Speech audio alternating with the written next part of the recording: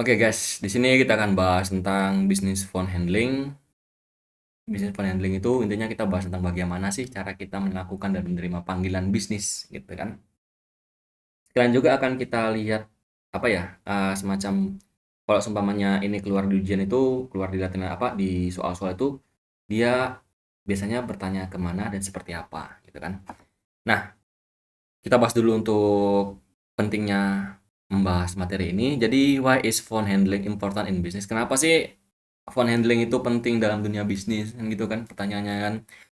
Business phone calls are key part of professional communication. Jadi karena panggilan telepon bisnis itu adalah bagian penting dari suatu komunikasi profesional di dunia bisnis. Whether you are answering or making a call, you represent your company. Jadi kalaupun seumpama kita yang nerima telepon atau kita yang melakukan telepon itu kan kita mewakili tempat kita bekerja.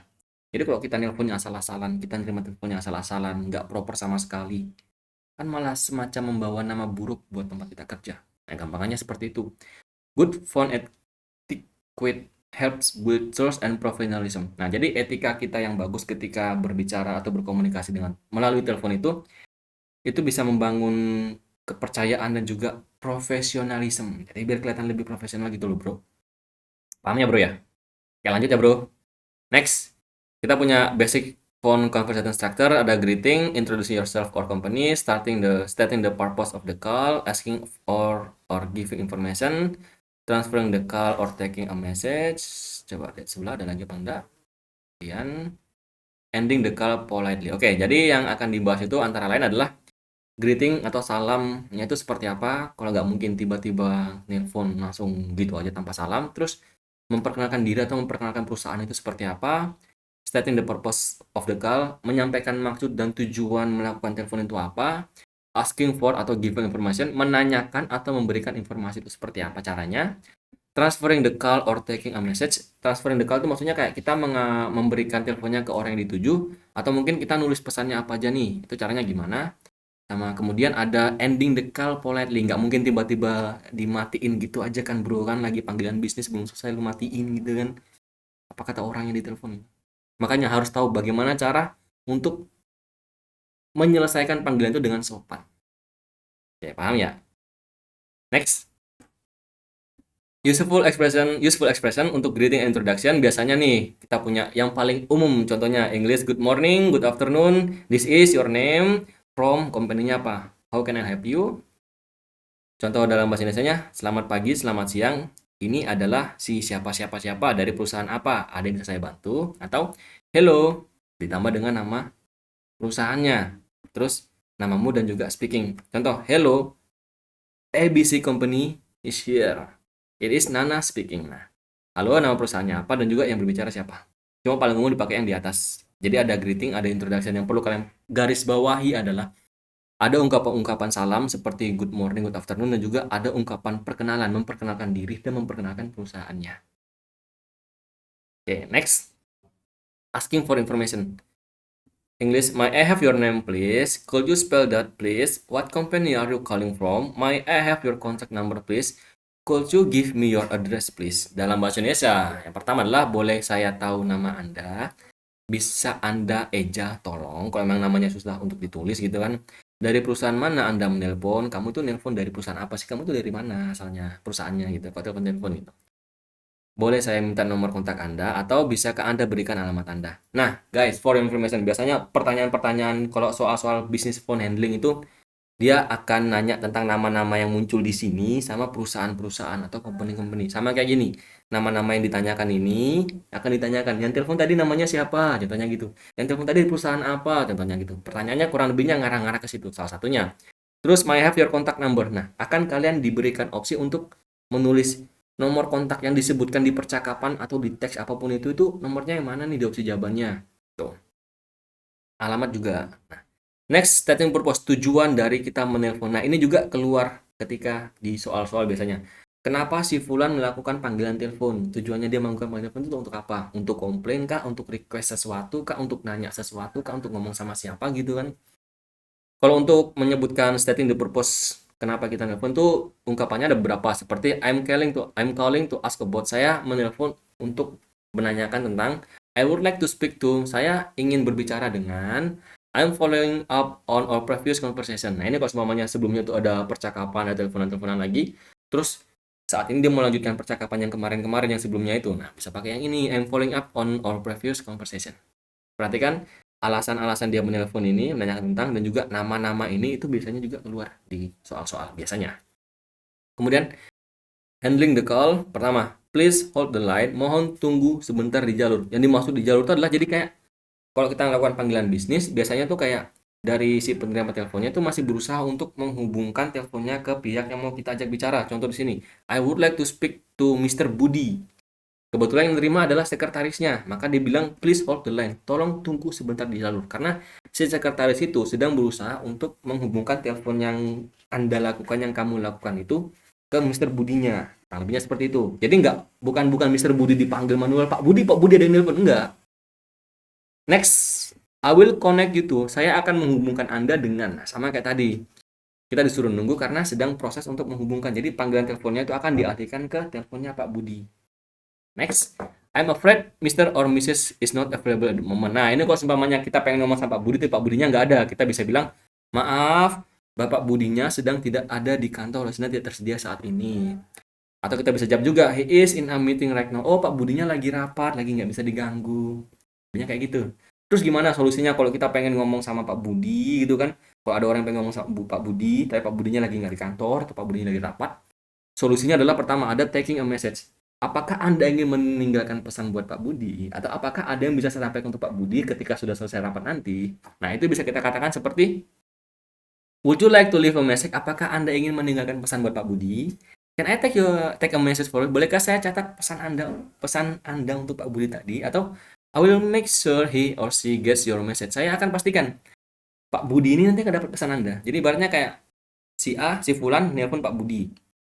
Pak Budinya sedang nggak di kantor. Nah, sekretarisnya bilang, oh ya Pak, nggak apa-apa. Pak Fulan mungkin ada pesan yang mau disampaikan ke Pak Budi nggak? Nanti kalau Pak Budi udah balik, akan saya sampaikan pesannya. Kurang lebihnya kayak gitu. Next ada ending the call, mengakhiri. Oke, lupa. Taking a message juga biasanya muncul di soal-soal. Jadi ditanyakan tentang apa sih isi pesan yang mau disampaikan ke Pak Budi tadi, itu biasanya ditanyakan juga. Siapa yang ninggalin pesan, ditinggalkannya untuk siapa. Nah, biasanya gitu ya. Next, ending the call. Sorry.